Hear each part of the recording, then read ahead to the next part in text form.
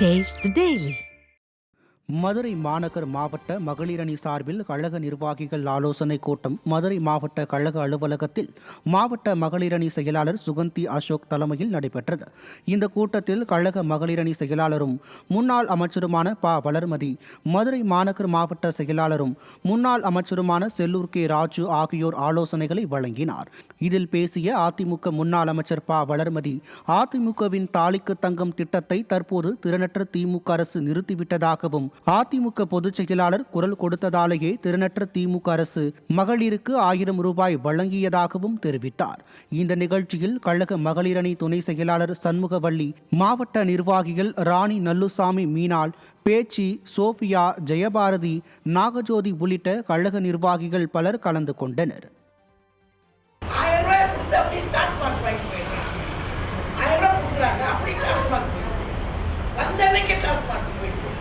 கொடுத்துட்டு வாங்கிட்டு போறது பெருந்த இலவசம் 1000 ரூபாய் கொடுத்து அந்த 1000 ரூபாயை கூட அவ்வளவு சீக்கிரமா கொடுத்துள்ள திமுக ஆட்சியில அந்த போற இடத்துல எல்லாம் பேசி எடப்பாடி என்ன போற இடத்துல 1000 எங்க 1000 எங்க 1000 எங்க அப்படின்னு கேட்டு கேட்டு கேட்டு ரோசன் கெட்டு போனதுக்கு பிறகு அழுங்கினதுக்கு பிறகுதான் இந்த 1000 ரூபாய் அது ஒரு பார்லிமெண்ட் தேர்தலை மனசுல வச்சுக்கிட்டு தான் அந்த 1000 ரூபாய் கொடுத்தாங்க.